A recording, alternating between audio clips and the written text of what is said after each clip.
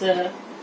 पिछले लेक्चर में मैं आपको बताया था कि सॉलिड दो टाइप का होता है। सबसे पहले क्रिस्टलाइन सॉलिड और अमोर्फस सॉलिड, ये दोनों कैसे बैठा था इसके बारे में बताए थे कि इसमें क्या होता है कि इसमें जितने भी एटम्स, मोलिकुल्स और आयंस होता है, दैट इज पार्टिकल्स होता है, उसका जो अरेंजमेंट है वो एक निश्चित होता है, दूसरा अनिश्चित हो, यानी डेफिनिट और अनडेफिनिट होने के कारण ये दोनों में बदलाव रहता है।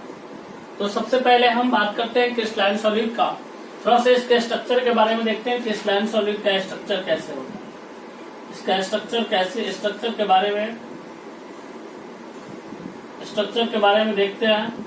जैसे ये मेरा ए पार्टिकल्स है थोड़ा सा बड़ा, फिर ये बी पार्टिकल्स है ये छोटा है, फिर ए पार्टिकल्स है थोड़ा बड़ा है, फिर बी पार्टिकल्स है ये छोटा है, फिर ए पार्टिकल्स है वो बड़ा है, फिर हमारे पास बी पार्टिकल्स है वो छोटा है, फिर यहाँ पे हमारे बी पार्टिकल्स है वो छोटा है, ए पार्टिकल्स है वो बड़ा है ना। फिर इसके बाद में हमारे पास जो यहाँ पे बी पार्टिकल्स है छोटा है, फिर ए पार्टिकल्स है वो बड़ा है, फिर बी पार्टिकल्स है और छोटा है, फिर ए पार्टिकल्स है वो बड़ा है।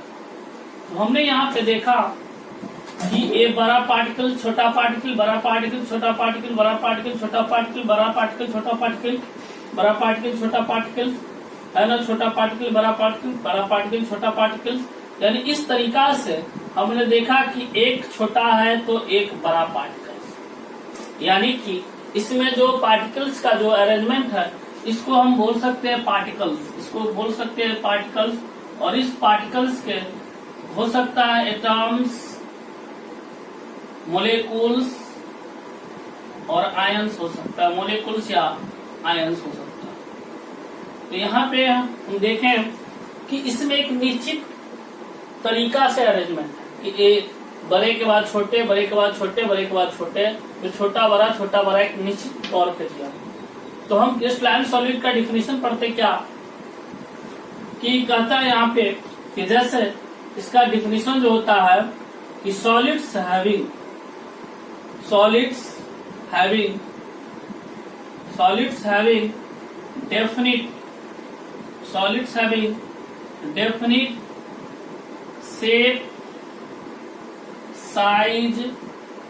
definite shape, size and volume, and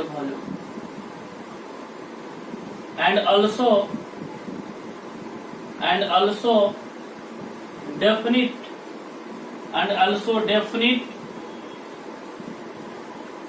geometrical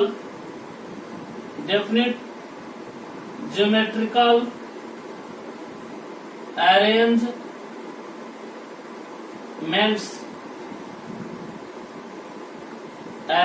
of particles is called, हो जाएगा particles is called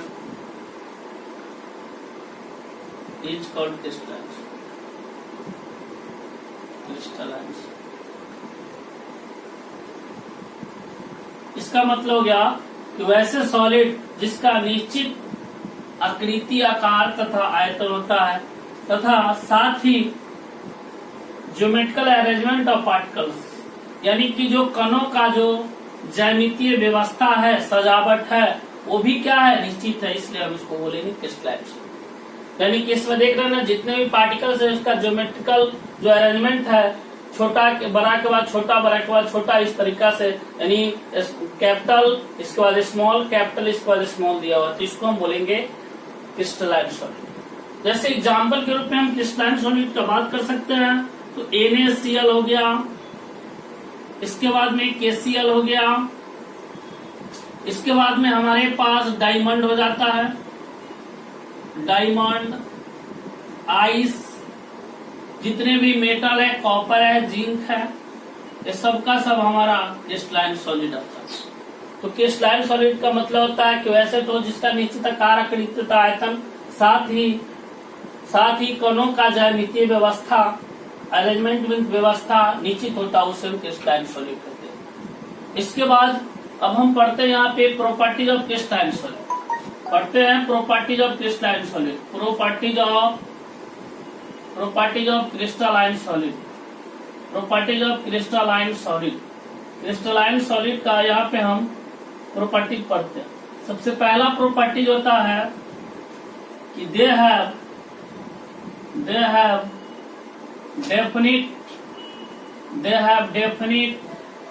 geometrical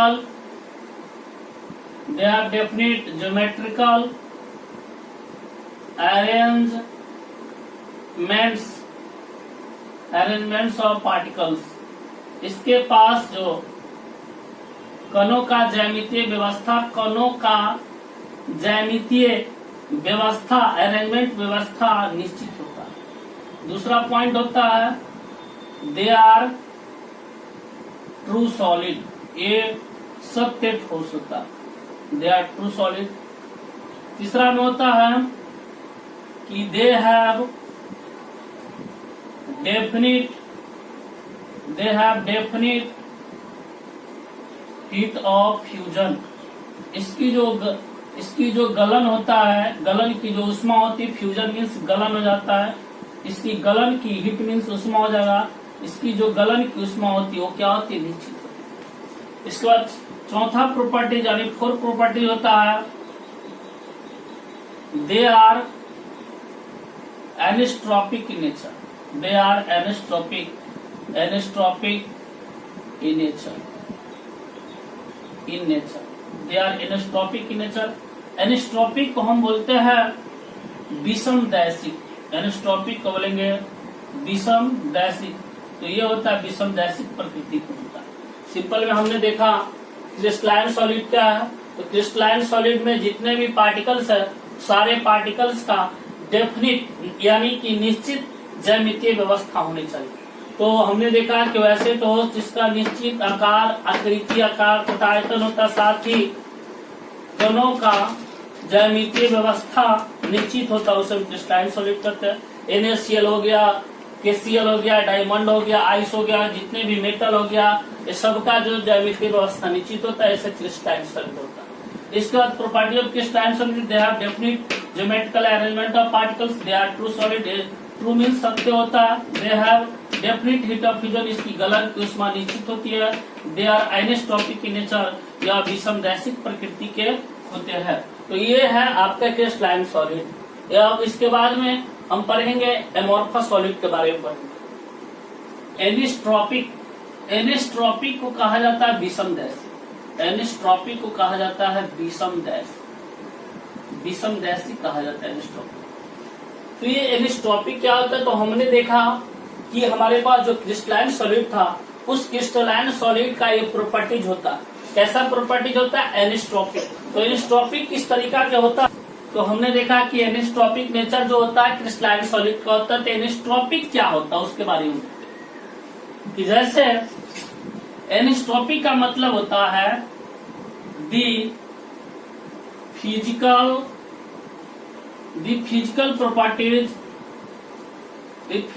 properties of crystalline solid, the physical property of crystalline solid are different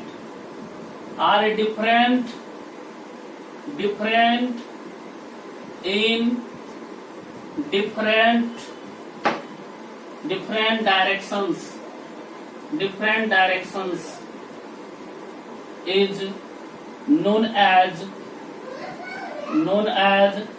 anistropic in nature।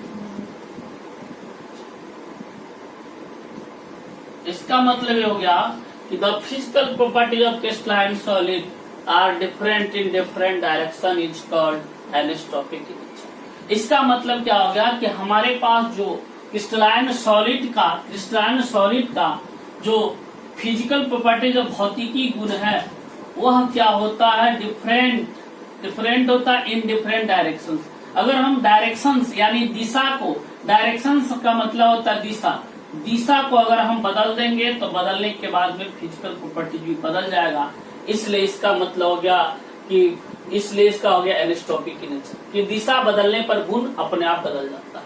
जैसे हमने देखा कि जो क्रिस्टलाइन सॉलिड होता है, उस क्रिस्टलाइन सॉलिड में जितने भी पार्टिकल्स है, तो सबसे बड़ा पार्टिकल्स तब छोटा होता है, फिर बड़ा पार्टिकल्स, छोटा पार्टिकल, बड़ा पार्टिकल, छोटा पार्टिकल्स, फिर होता है छोटा पार्टिकल्स, बड़ा पार्टिकल्स, छोटा पार्टिकल्स, बड़ा पार्टिकल्स, छोटा पार्टिकल्स और बड़ा पार्टिकल्स। तो यदि मैं फिर होता है जैसे यदि मैं इस डायरेक्शन की बात करूंगा तो इस डायरेक्शन में क्या मिल रहा है हमको, छोटा बड़ा पार्टिकल, छोटा पार्टिकल्स, बड़ा पार्टिकल, छोटा पार्टिकल्स। यानी इस रो में हम देख रहे हैं कि सबसे पहले बड़ा और छोटा मिला है। लेकिन यदि ऐसे मैं कर दूं तो इस रो में केवल बड़ा मिल रहा है और फिर अगर यहाँ से करेंगे तो छोटा हो जाएगा। तो इसका मतलब क्या हो गया कि जब मैं इस डायरेक्शन में जा रहा हूँ तो कुछ अलग प्रॉपर्टीज आ रहा है, क्योंकि इसमें दोनों मिल रहा है, बड़ा और छोटा मिल रहा है। जब मैं इस डायरेक्शन में जा रहा हूँ तो केवल बड़ा पार्टिकल्स मिल रहा है, जब भी मैं ऐसे जा रहा हूँ तो छोटा पार्टिकल्स मिल रहा है। इसका मतलब क्या कि डायरेक्शन हम चेंज कर रहे हैं तो प्रॉपर्टीज भी क्या हो रहा है, चेंज हो रहा है। इसलिए इसका मतलब होता है कि डायरेक्शन चेंज होने पर आपका ये जो प्रॉपर्टीज होता है क्रिस्टलाइन सॉलिड का वह चेंज हो जाता है, इसलिए इसको एनिस्टॉपिक करता है। तो आपके कौन कौन से फिजिकल प्रॉपर्टीज एग्जांपल के तौर पे हम देख सकते हैं कि म्यू को बोलते हैं रेफ्रेक्टिव इंडेक्स क्या होता है, ये आपके लाइट चैप्टर में पढ़ना है फिजिक्स में। इसको रेफ्रेक्टिव इंडेक्स को बोला जाता है अपवर्तनांक बताए थे।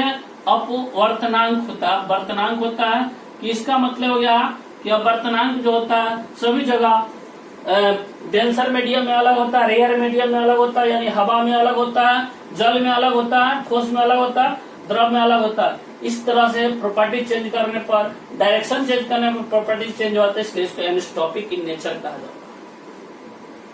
हमारे पास दूसरे जो सॉलिड था उस दूसरे सॉलिड का नाम था amorphous solid.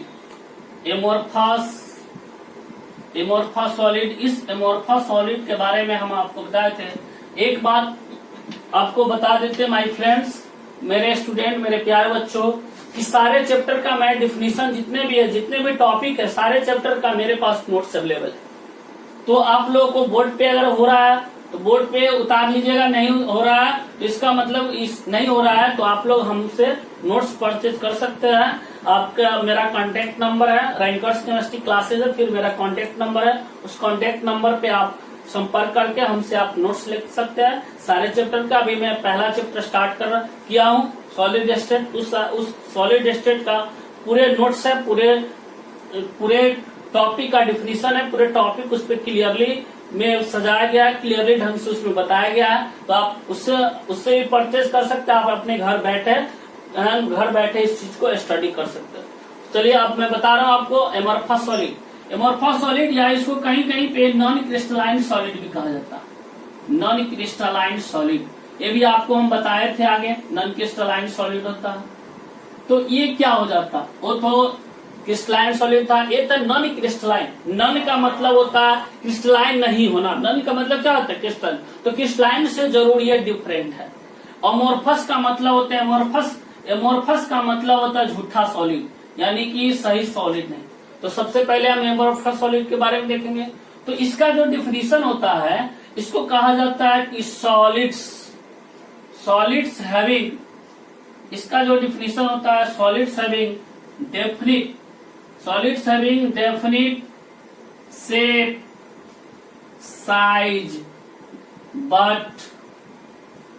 Size and volume,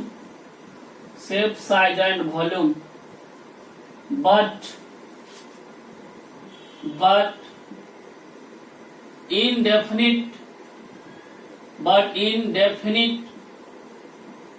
indefinite geometrical, but undefinite geometrical structure or definite geometrical structure of particles is called amorphous solid। यानी इसका मतलब ये हो गया कि वैसे ठोस जिसका निश्चित आकृति, आकार तथा आयतन होता है, परंतु कणों की ज्यामितीय, कणों की डेफिनिट ज्योमेट्रिकल स्ट्रक्चर या अरेंजमेंट भी बोल सकते हैं, डेफिनिट ज्योमेट्रिकल, बट कणों की ज्यामितीय व्यवस्था, ज्यामितीय संरचना अनिश्चित होता है। अनडेफिनिट का मतलब अनिश्चित होता है, अनडेफिनिट का मतलब अनिश्चित होता है ना, इसलिए इसको हम एमोर्फस सॉलिड। हमने देखा क्रिस्टलाइन सॉलिड में केवल यहाँ पे ज्योमेट्रिकल स्ट्रक्चर था, वह डेफिनिट था, लेकिन एमोर्फस सॉलिड में क्या हो जाएगा, ज्योमेट्रिकल स्ट्रक्चर अनडेफिनिट हो जाएगा, इसलिए हम इसको एमोर्फस सॉलिड। यानी वैसे सॉलिड जिसका आकार, आकृति और आयतन अनिश्चित होता है, साथ ही कणों की ज्यामितीय व्यवस्था अनिश्चित होता है, उसे एमोर्फस सॉलिड। अब इसको कैसे हम स्ट्रक्चर से हम कैसे क्लियरली करेंगे, स्ट्रक्चर से आप कैसे क्लियरली करेंगे, देखिए कि इसमें क्या है कि हमारे पास है ना कैपिटल यानी बड़ा सा कोई पार्टिकल्स है, फिर छोटा सा पार्टिकल्स है, कोई बड़ा सा पार्टिकल्स है, फिर हम बड़े पार्टिकल्स को डाल दिए, कोई डेफिनिट अरेंजमेंट नहीं कर रहा है, जैसे मर्जी वैसे बैठा रहे। फिर आपके पास फिर बड़ा पार्टिकल्स हो गया, फिर छोटा लगातार कर दिए, फिर हमने देखा यहाँ पे छोटा लगातार कर दिए, फिर बड़े पार्टिकल्स को यहाँ पे रख दिए, फिर छोटा पार्टिकल्स को लगातार कर दिए। यानी कि किसी तरीका से हम इसको डेफिनेट तरीका से इसको अरेंजमेंट नहीं किया जा रहा है, तो नहीं किया जा रहा है ना, इसका कोई डेफिनेट अरेंजमेंट नहीं है। जैसे यहाँ पर ए पार्टिकल्स रख दिए, इसमें बी रख दिए, यहाँ भी बी रख दिए, फिर क्या हो गया यहाँ पर ए पार्टिकल्स रख दिए, है ना। इस तरीका से क्या होता है कि इसकी जो ज्यामितीय स्ट्रक्चर है, ज्यामितीय जो संरचना है, वह डेफिनिट नहीं है, अनडेफिनिट दिखाई दे रहा है। कभी बड़ा पार्टिकल्स का रो है तो कभी छोटा पार्टिकल्स का रो है, जैसे मर्जी वैसे रख दिया है, कि बार बार हम चेंज करके नहीं रखे हैं, एक निश्चित तौर पे नहीं सजा है, एक डेफिनेट तरीका से। जैसे मैं एक बात करता हूँ कि अगर हम किसी मिठाई के दुकान के पास जाते हैं और मिठाई दुकानदार से मिठाई खरीदते हैं और उस मिठाई को क्या करेंगे, एक बक्सा में उसको डब्बा में सजाना पड़ता है, तो डब्बा में सजा कर नहीं सीधे डायरेक्ट हम उसमें क्या करेंगे, पलट देंगे डब्बा में, तो मिठाई की जो व्यवस्थित होगा वह क्लियरली नहीं होगा। उसी तरीका को एमोर्फस सॉलिड कहा। लेकिन क्रिस्टलाइन सॉलिड में क्या था कि जब हमारे पास कोई डब्बा रहेगा, उस डब्बा में मिठाई को जो सजाएंगे तो क्लियरली वे में सजाएंगे, एकदम रो बाई रो सजाएंगे, इससे देखने में भी अच्छा लगेगा और मिठाई का स्ट्रक्चर भी नहीं खराब होगा, इसलिए उसको क्रिस्टलाइन सॉलिड। तो ये हमारा एमोर्फस सॉलिड हो गया। एमोर्फस सॉलिड का एग्जांपल हमारे पास होता है जैसे ग्लास, कांच हो गया, जिसको शीशा कहा जाता है। इसके बाद रबर हो गया, रबर हो गया। इसके बाद प्लास्टिक हो गया। इसके बाद हमारे पास जितने भी पॉलीमर है, जैसे नायलॉन 66 हो गया, रेयन हो गया, है ना, जैसे नायलॉन 66 हो गया, नायलॉन 66 हो गया, नायलॉन 6 हो गया, रेयन हो गया, ये सब हमारे पास क्या होता है, ये सब। फिर इसके बाद में क्वार्ट्ज ग्लास हो गया, क्वार्ट्ज ग्लास हो गया, ये सब क्या होता है, ये सब हमारा जो होता है क्रिस्टलाइन, नॉन क्रिस्टलाइन सॉलिड होता है। इसके एग्जाम्पल को याद रखना भी मस्ट होता है, क्योंकि पूछता रहता है, ऑब्जेक्टिव में पूछता रहता है। तो ग्लास हो गया, रबर हो गया, प्लास्टिक हो गया, पॉलीमर में बहुत सारा आ सकता है, नायलॉन 66 से आ सकता है, नायलॉन 6 आ सकता है, बहुत तरीका के, रेयन हो गया, क्वार्ट्ज ग्लास हो गया, ये सब क्या होता है, ये सब हमारा नॉन एमोर्फस सॉलिड होता है। पढ़ते हैं कि properties of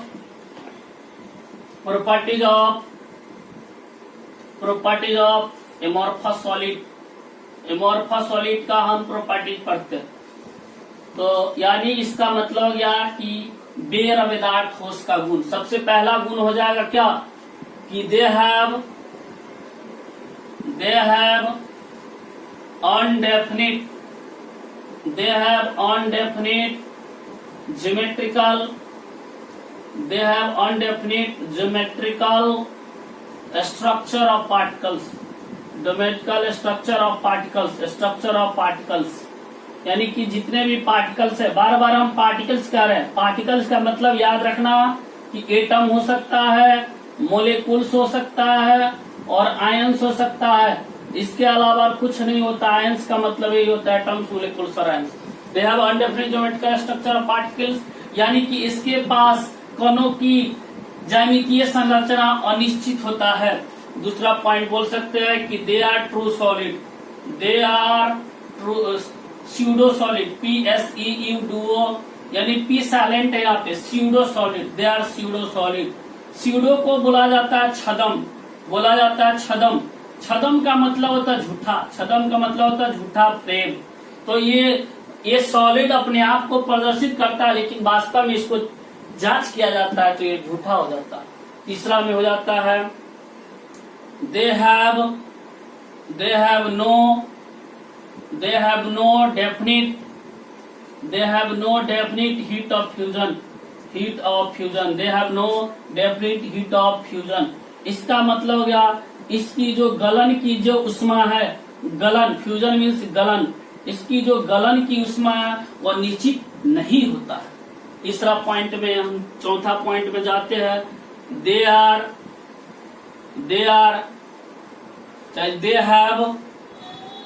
isotropic in nature. They have isotropic in nature. यह समदैशिक प्रकृति का होता है। यह समदैशिक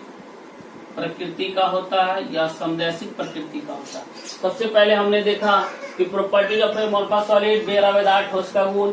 सबसे पहला they have undefinite geometrical structure of particles. बेरावेदार के जितने भी पार्टिकल्स है वो सारे पार्टिकल्स एक निश्चित रो में नहीं सजा हुआ रहता है ना। फिर इसके बाद दे आर स्यूडो सॉलिड, ये असत्य ठोस होता है या झूठा ठोस होता है। They have no definite heat of fusion, इसकी गलन की जो उष्मा होती है निश्चित नहीं होती है। They have isotropic in nature, यह समदैशिक प्रकृति के होता है। आइसोट्रॉपिक, व्हाट इज आइसोट्रॉपिक, यानी आइसोट्रॉपिक क्या होता है? यानी आइसोट्रॉपिक को हम बोलते हैं समदैशिक। समदैशिक क्या होता है? नाम से ही स्पष्ट हो रहा है कि समान दिशा। क्या हो रहा है? समान दिशा। नाम से समदैशिक का मतलब समान दिशा, यानी इसका मतलब क्या हो गया कि हम बात करते हैं कि जस्ट उल्टा है। एक क्रिस्टलाइन सॉलिड में एडिस्ट्रॉपिक था, लेकिन एमोर्फस सॉलिड में क्या आइसोट्रॉपिक है मेरे बच्चों। तो सबसे पहले क्या है कि हम बात करते हैं यहाँ पे इसकी डिफिनीशन का बात करते हैं, तो क्या हो जाएगा दी physical properties of the physical properties of amorphous solid. The physical properties of amorphous solid are same in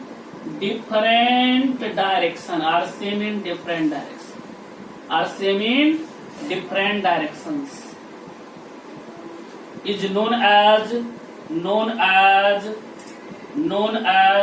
isotropic.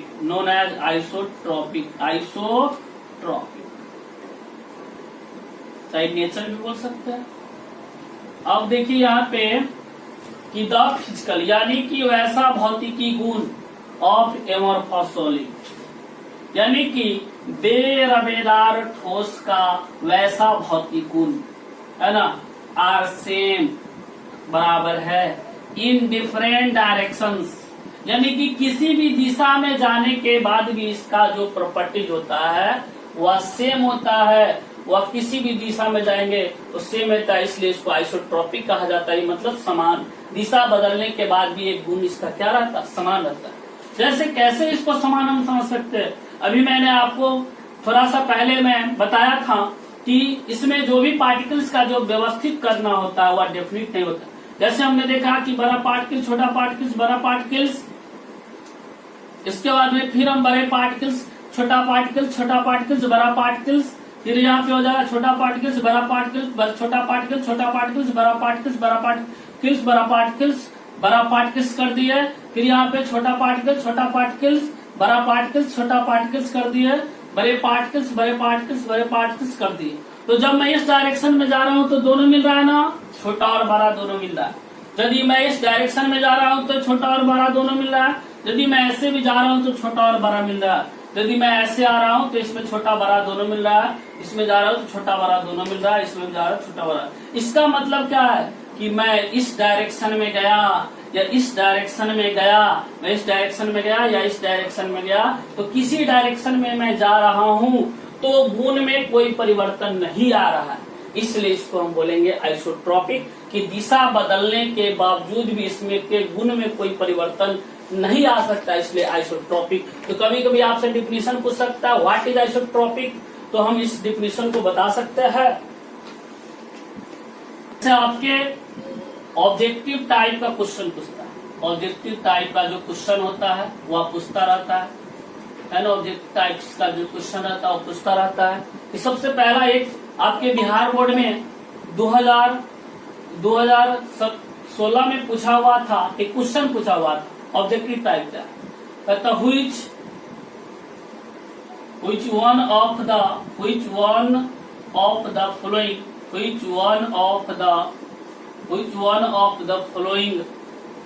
one of the following is amorphous solid? Which one of the following is amorphous solid? यानी इसका मतलब गया कौन, which one of the following is amorphous solid, इसका मतलब गया कि is an amorphous solid, कौन बेरवेदार ठोस है। जैसे ऑप्शन में हमको दिया हुआ था कि सबसे पहले दिया था ग्लास, इसके बाद दिया था दूसरा ग्लास दिया था, इसके बाद में दिया था नॉर्मल साल्ट या इसको कॉमन साल्ट भी बोल सकते हैं, कॉमन साल्ट। इसके बाद सी ऑप्शन में दिया था डायमंड। इसके बाद ऑप्शन नंबर डी में दिया था नन ऑफ दीज, इनमें से कोई नहीं। तो इसका मतलब क्या हो गया कि कॉमन साल्ट का जो फॉर्मूला होता है NaCl होता है। डायमंड के बारे में बताया कि सबसे हार्ड होता है, वो तो होगा नहीं। तो इस मेरा आंसर कौन सा होगा, ग्लास। क्योंकि ग्लास आपको बताए थे कि ग्लास का जो अरेंजमेंट है, इसके ग्लास के जो भी पार्टिकल्स है उसकी जो अरेंजमेंट है डेफिनेट नहीं है, इसलिए ये मेरा ग्लास जो है क्या हो जाएगा, एमोर्फस सॉलिड हो जाएगा। इसके बाद मैं आपको बताऊंगा कि difference between crystalline and non crystalline solid. तो आप लोगों को फ्रेंड्स मैं बता रहा हूं कि difference between crystalline and non crystalline solid. तो आपको हम बता चुके हैं कि सबसे पहले मेरे पास एक क्वेश्चन हो गया कि डिफरेंस बिटवीन, ये आपके VVI क्वेश्चन है, ये पूछता रहता है एग्जाम में, difference between crystalline and amorphous solid, difference between crystalline and amorphous, difference between crystalline and amorphous solid, यानी क्रिस्टलाइन सॉलिड और एमोर्फस सॉलिड में क्या डिफरेंस है, दोनों में क्या अंतर है ना। यानी कि रवेदार और बेरवेदार ठोस में क्या अंतर। तो सबसे पहले मैं एक लाइनिंग दे दूंगा, इस लाइनिंग के इस पोर्शन में लिखूंगा क्रिस्टलाइन सॉलिड, और इस लाइनिंग के इधर हम लिखूंगा एमोर्फस सॉलिड। आपसे एक क्वेश्चन 2-3 टाइप के पूछ सकता है। कभी पूछ सकता है कि difference between crystalline and non crystalline solid, कभी पूछ सकता है कि difference between crystalline and amorphous solid, कभी पूछ सकता है कि differentiate between crystalline and amorphous solid. तो सबका मतलब वही है, जब ये डिफरेंस वर्ड आ जाए तो हम समझ जाएंगे कि ये जो है एमोर्फस और क्रिस्टलाइन का अंतर है। तो सबसे इसके जितने भी प्रॉपर्टीज पढ़ाए, क्रिस्टलाइन सॉलिड का प्रॉपर्टीज को हम नोट कर लेंगे, एमोर्फस सॉलिड के प्रॉपर्टीज को नोट कर लेंगे, इसके बाद अपने आप हो जाएगा। सबसे पहला प्रॉपर्टीज हम क्या बताए थे कि दे हैव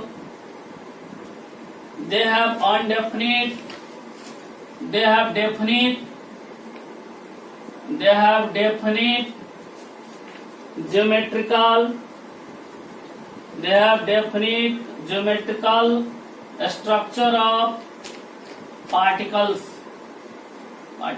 इसमें क्या हो जाएगा, सिंपल चेंज होगा कि they have undefinite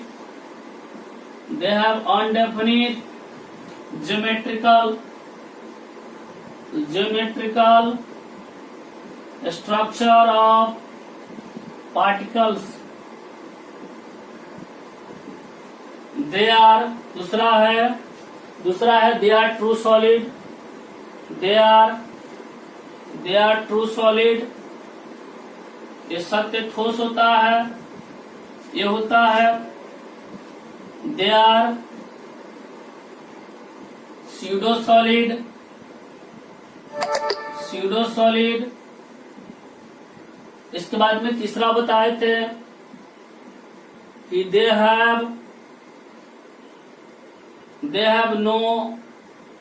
have definite heat of fusion, they have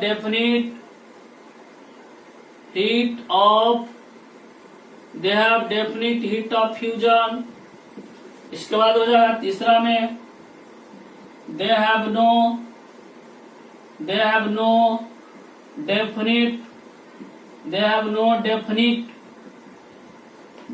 definite heat of fusion।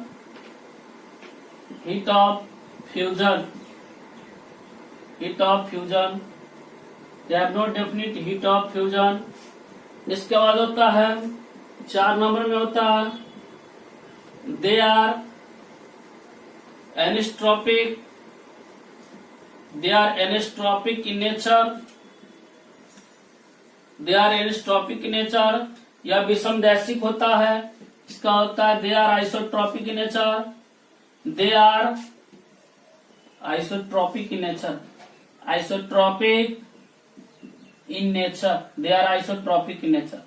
ये समदैशिक होता है या विषमदैशिक होता है। इसके बाद में 5वां में मैं एक एग्जांपल दे दूंगा। NaCl हो गया, KCl हो गया, RbCl हो गया, जितने भी मेटल है सब हो गया, डायमंड हो गया, ये सब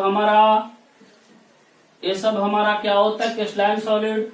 इधर हो गया जैसे ग्लास हो गया, एग्जांपल के फॉर्म में ग्लास हो गया, रबर